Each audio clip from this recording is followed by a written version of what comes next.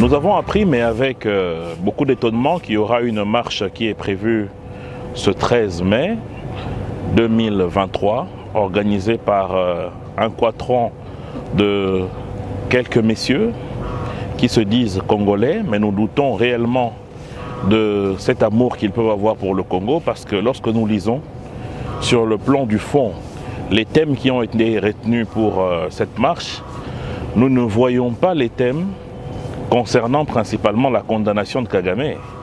Une marche contre le dictateur de Kigali qui endeuille notre peuple depuis 1996. Nous ne voyons pas non plus dans cette marche les questions liées à la pénurie de maïs dans le Haut-Katanga et dans le Kasaï, parce que parmi les organisateurs de cette marche, il y a l'un d'eux, selon les informations en notre possession, qui serait à la base de cette pénurie. Nous n'avons pas vu non plus les questions liées à tout ce qu'il y a comme millions de morts que le Congo pleure depuis dans l'est de notre pays. Raison pour laquelle nous nous disons que cette marche n'a pas son opportunité. Certes, la démocratie donne à quiconque le droit de pouvoir s'exprimer de la manière qu'il souhaite, et entre autres par la marche, mais nous pensons qu'aujourd'hui, nous avons un réel besoin de concentrer nos énergies autour du chef de l'État par rapport aux efforts qu'il fournit pour endiguer cette cause qu'est la déstructuration de la paix dans l'est de notre pays.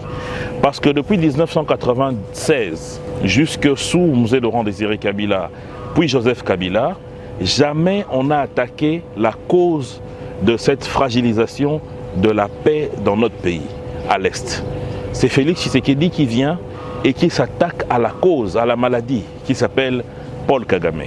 Donc il faudrait que les Congolais soient tous unis derrière lui.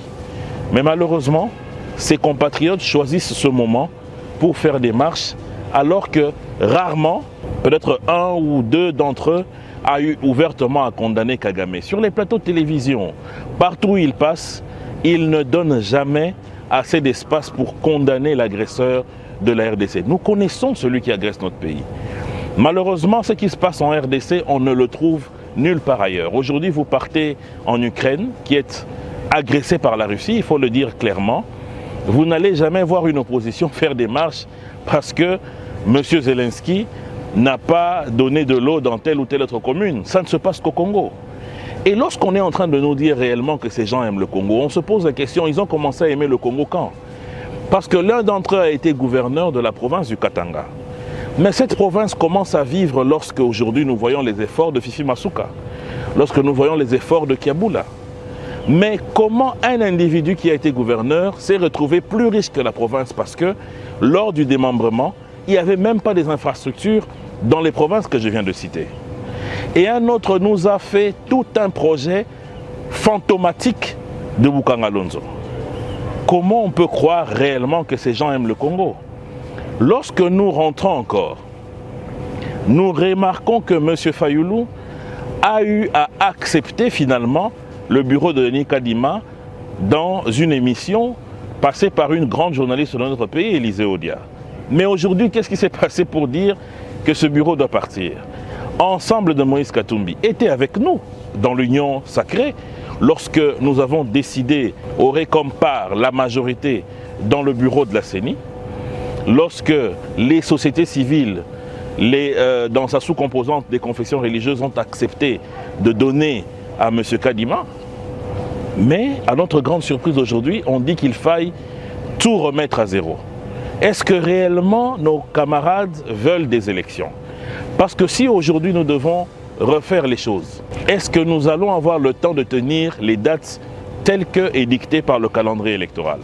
Est-ce que le problème c'est la personne de Kadima, les autres membres du bureau ou le processus électoral?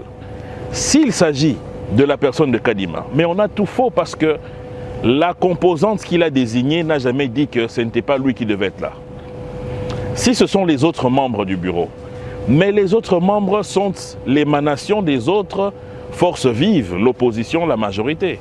Qui peut aujourd'hui douter du fait que Manara, qui a été porte-parole de l'opposition FCC, n'est pas opposant? Donc lorsque le positionnement de quelqu'un ne nous arrange pas, on ait décidé de le faire partir. Lorsque les amis disent qu'ils sont contre le fait qu'il y ait de l'insécurité, notamment en Kwamouth, tous nous sommes en train de le décrier. Mais quelle est l'approche qui a été aujourd'hui donnée? Le gouvernement est en train de trouver des solutions à ces problèmes. Pendant plusieurs années, ce pays a été déstructuré. Félix Tshisekedi est venu pour donner un autre vent. Mais comment se fait-il qu'aujourd'hui, les amis sont en train de lui donner la responsabilité de tout ce qu'il y a eu comme déstructuration des vingtaines et des vingtaines d'années de notre pays, à tous les plans? Nous travaillons pour que les choses aillent mieux, entre autres pour que nous puissions aller aux élections.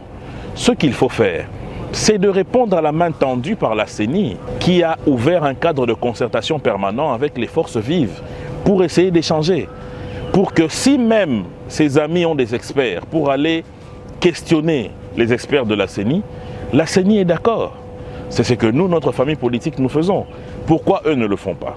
Donc en réalité, en ce qui me concerne, je confirme que ces amis sont la cinquième roue de la carrosse. Ils sont la cinquième colonne. Ils sont décidés à déstabiliser le pays, à nous désorienter de l'essentiel pour que nous ne puissions pas nous concentrer sur ce qui est important maintenant, c'est-à-dire la paix dans l'est de notre pays, la condamnation ferme de Kagame et les solutions aux problèmes que les Congolais rencontrent. Alors je ne peux que demander à mes compatriotes de ne pas suivre ce genre de démarche qui malheureusement ne répond pas aux attentes réelles de la population aujourd'hui, surtout lorsque cette démarche est portée par des gens qui ne l'ont jamais aimée, qui ont eu l'occasion de prouver réellement qu'ils aimaient cette population, mais n'ont pas démontré qu'ils avaient de l'amour pour cette population. À chaque fois qu'ils ont eu la possibilité de gérer, ils ont démontré qu'ils ne pouvaient pas donner un bon rendement aux populations. Et on ne peut pas non plus suivre ceux qui sont aigris, parce que venus dans l'Union sacrée dans le but d'être nommé ministre, et que par les calculs qu'il y a eu, vous n'avez pas eu de poste, vous êtes devenu opposant et vous dites que c'est cela aimer le peuple. Je ne pense pas. Donc, sans pour autant dénier aux amis leur possibilité de pouvoir s'exprimer dans un cadre démocratique, je confirme ici qu'ils ne le font pas par amour du peuple, ils le font par amour d'eux-mêmes, ils le font pour leur propre épanouissement, de manière égoïste et de manière tout à fait désintéressée des problèmes de la nation et des problèmes de nos populations.